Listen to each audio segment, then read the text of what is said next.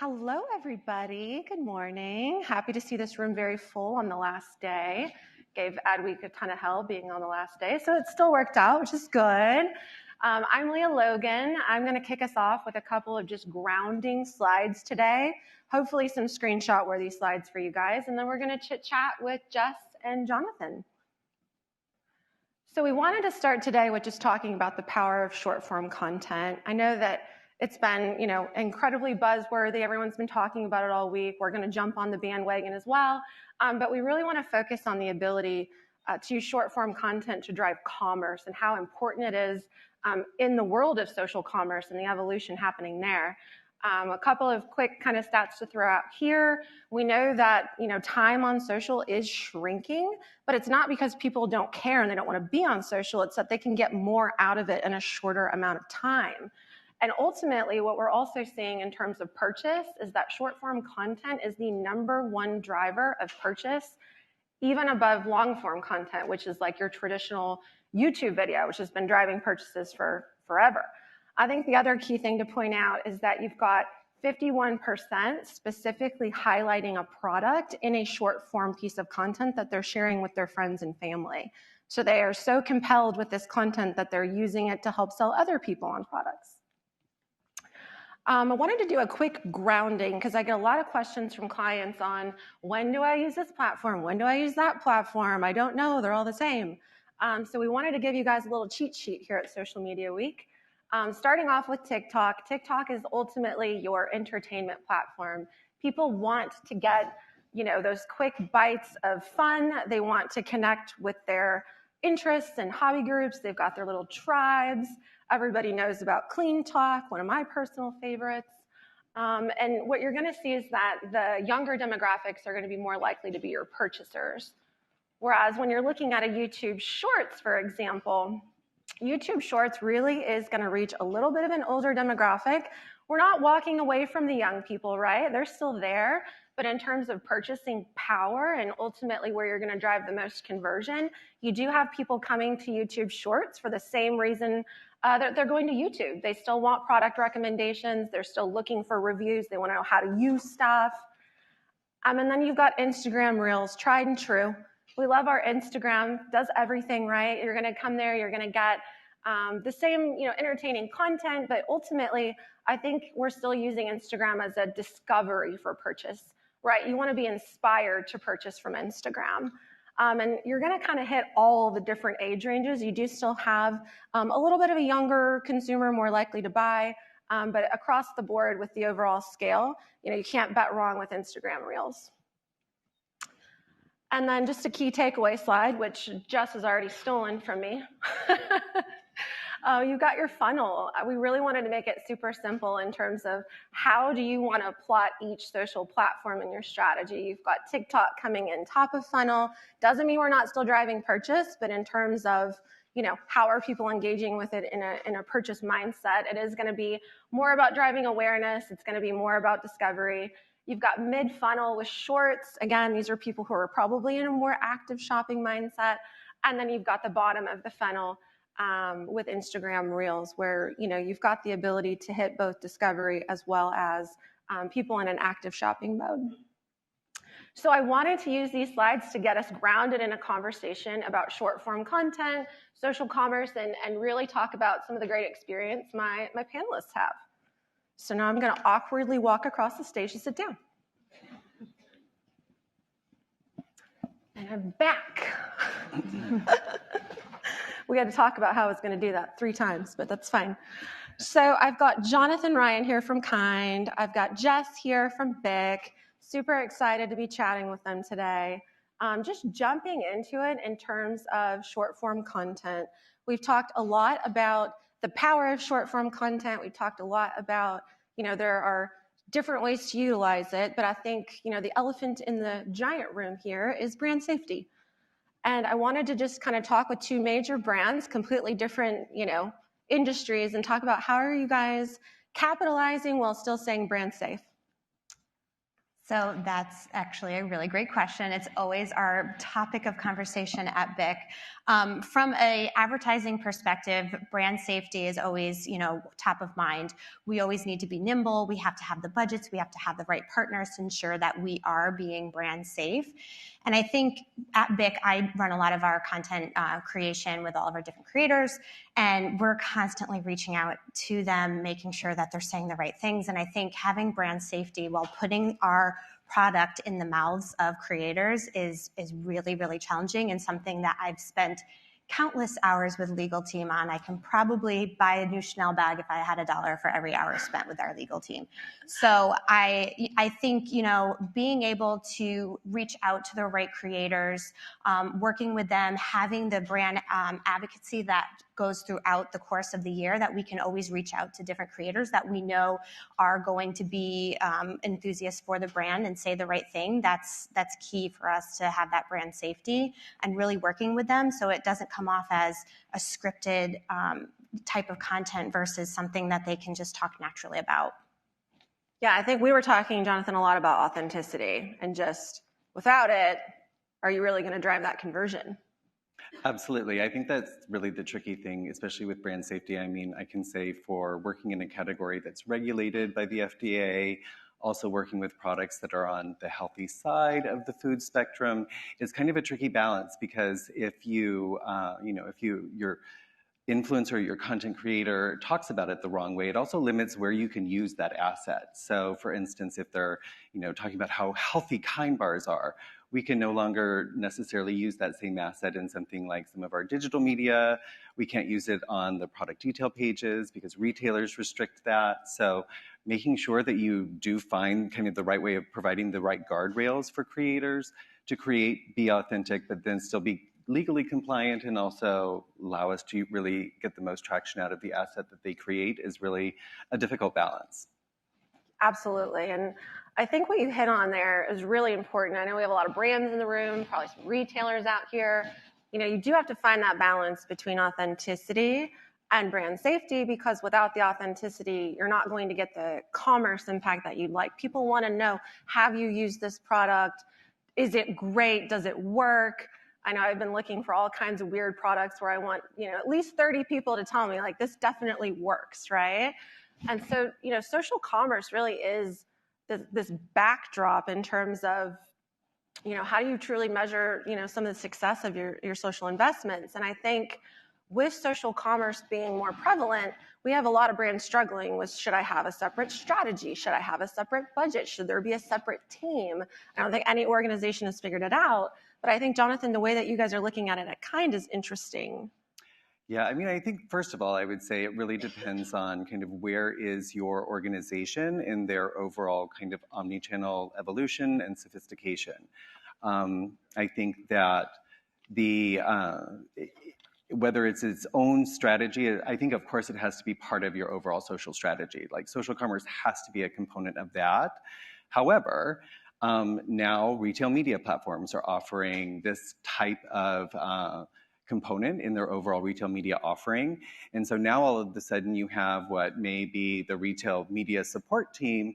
It is then part of their overall e-commerce strategy and or retail media support strategy. So it's no longer just living in this social team over here, it's living in kind of multiple teams within your overall digital team and or ecosystem.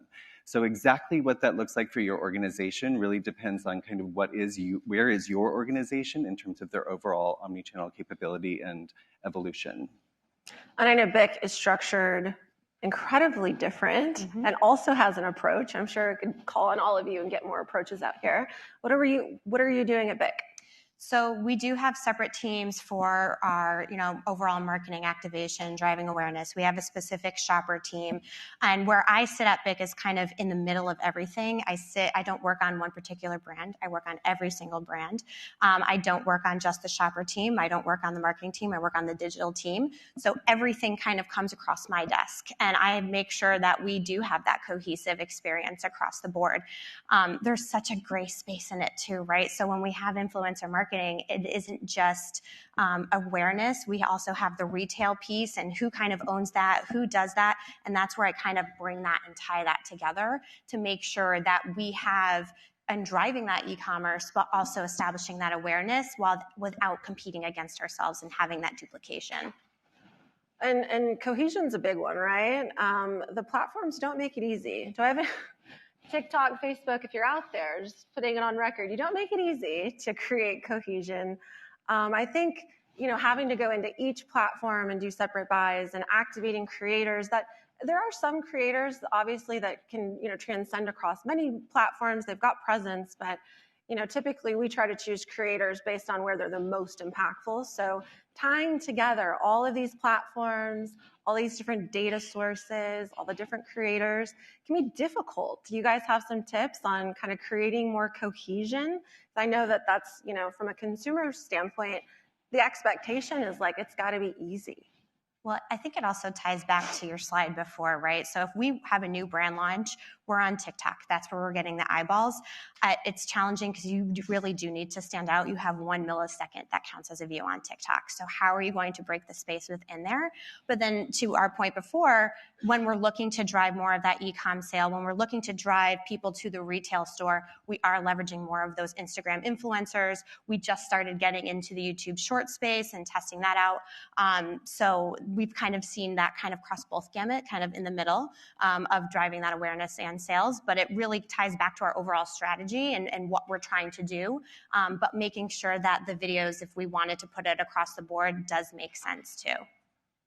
Yeah, I think for us, the connective tissue is really the analytics, the data and analytics. And I mean, we are in the world of big data. We've been here for a while, and it's only getting bigger from here. So really, having a robust data foundation and really being able to mine that data for the insights around how your campaigns are performing across the landscape that you have everything running, what's working, what's not, where is it working, and to what degree, is really important. And that provides that connective tissue then for all of the different teams that are running these different campaigns to actually kind of instill that collaboration across the teams. So it really kind of all for us ties back to the analytics component to create that connective tissue and visibility in terms of how you're kind of showing up for the consumer holistically across the marketplace. I think that's the whole concept of omnichannel, is looking at it from the consumer's perspective and making sure that however the brand is interacting with that consumer, the experience is consistent and the experience is, as frictionless as you can make it, whether they want to buy your product or whether they want to give you feedback on your product. They don't really care whether it's what part of the digital team is orchestrating that touch point. And so that connective tissue really has to be kind of the data and analytics component. Mm-hmm. Well, and we were sidebarring earlier, chit-chatting about data. And, one of the questions we're asking Jonathan is like, where do you get all this amazing data? How are you pulling this together? One of the stats that we have is that 78% of people are willing to share their data with you if you give them something of value.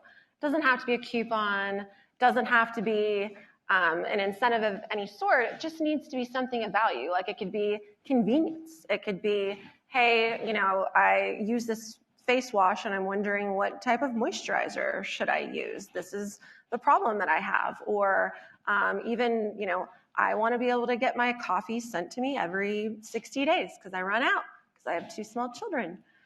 So Jonathan, we were talking a little bit about data. Like, what's the best way to approach getting all of this amazing data? Sure.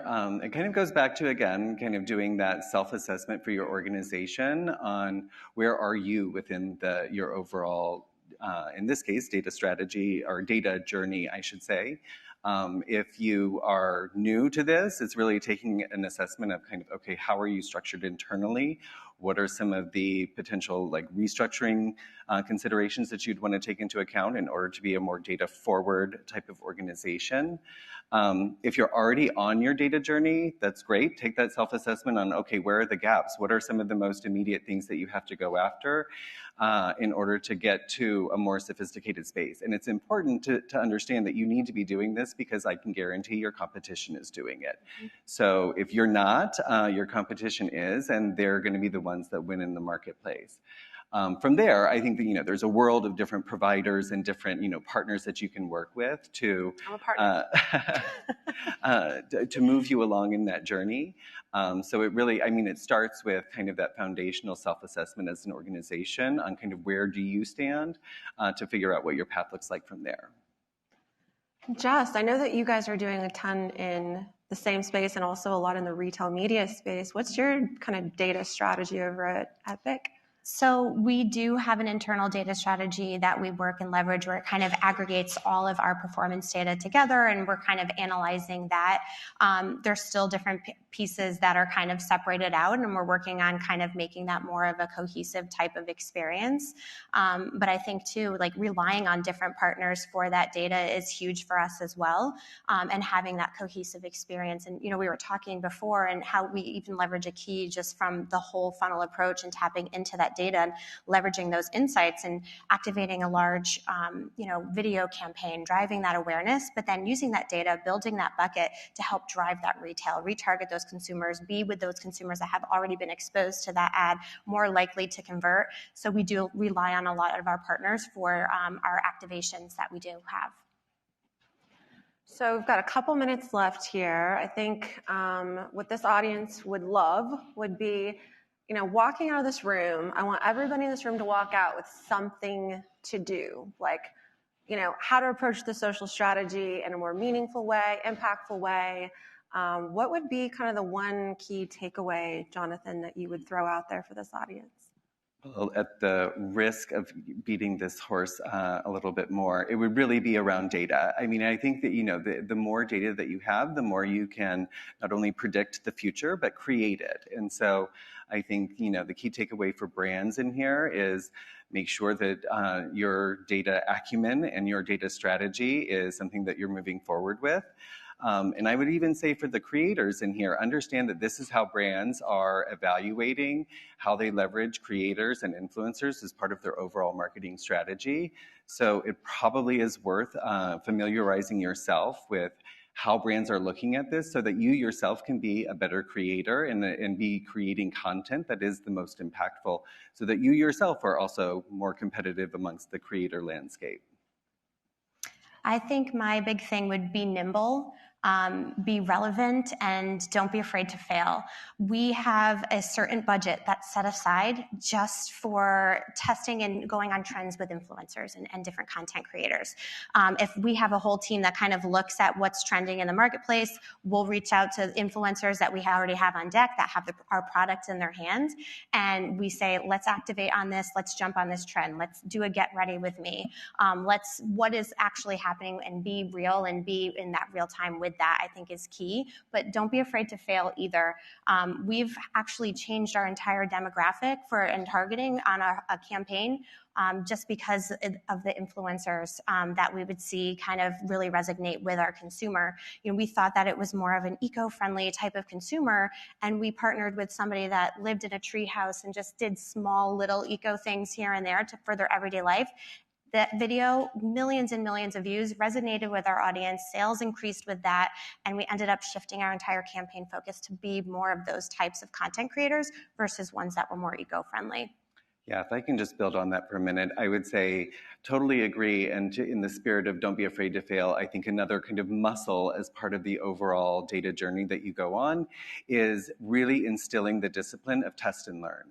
I think that, historically test and learn has kind of had this perception of it's something that we do when we have time and when we have money and can set up a test construct and then learn from it. It needs to be something that you're constantly doing in the background of everything that you do.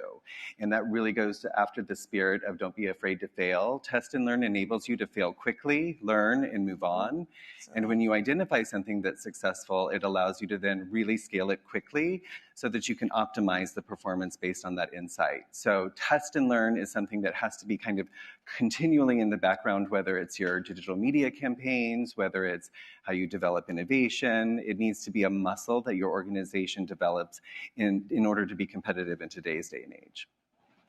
And just my quick takeaway from working with these awesome panelists here is I think that we've used a lot of words around data and scaling and working with the right creators. And I think, really leveraging the power of creators in the most optimal way. Make sure that you're working with the right creator who has a receptive audience, and then you're taking that content and you're putting that content into receptive environments. That's what we do at Key. Like, that's what we focus on.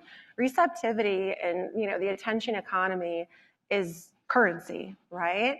And so don't be afraid to take those creators and leverage the power that they have in other digital media avenues, and to figure out what's working the best, find the right pieces of content, and don't just look at it as creative, but look at it as influence. And I think that's where working this group together like a dream team is how you're going to get the most out of your social investments. Because at the end of the day, there are a lot of KPIs and a lot of metrics, but we're all marketers and we all have to sell things. So I thank you guys for the chit chat today. I know we have some virtual questions. Are there any questions in the room? Yeah, all right, she's back there. Get her a mic.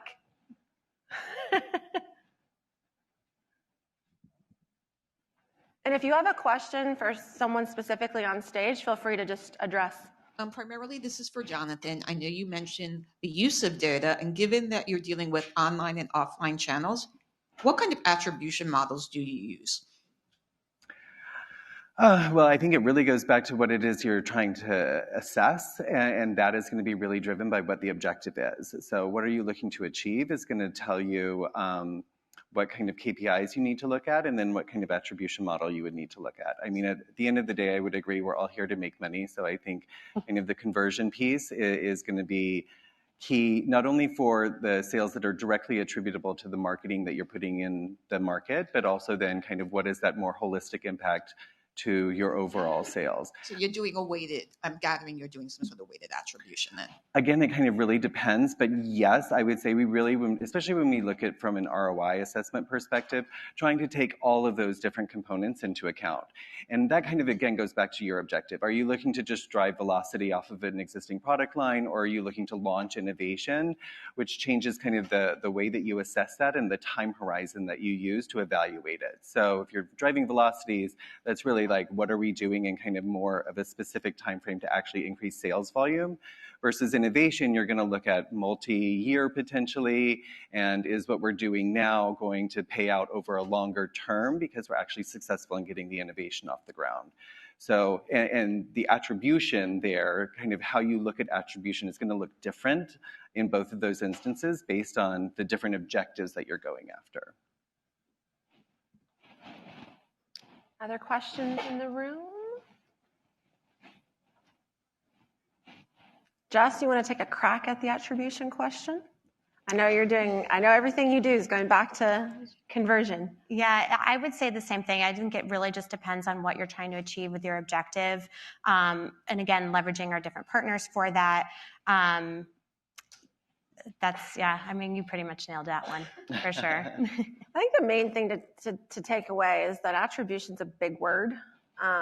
Sometimes attribution just means we expose some people, did they buy? Some people want to understand incrementality. Some people want to understand, customer lifetime value. I think attribution's gotten to be kind of a hairy word. So I agree, the KPIs are critical, and setting the campaigns up on the front end and understanding how you want to measure it before you even turn it on is how you're going to get the right kind of successful view of what actually happened. Yeah. I would also, just one more plug on the data, your internal data capabilities is also going to drive how you look at attribution. If you're really sophisticated and you can get to a point where you are looking at multi-touch attribution and being able to weight the impact of the different parts of your campaign, that's a little bit nirvana. I don't know that anybody is all the way to bright with that yet. But again, it kind of goes back to what is your organization and your own capabilities. So there's a question from our virtual attendees. Shout out everybody out there. From a data tools perspective, do you have any recommendations? Data tools perspective, I would have tons of recommendations. Well, I would say I have tons of experience, and I can give you a lot of feedback on specific players. I would put a big plug into the more that you can develop your own in-house capabilities.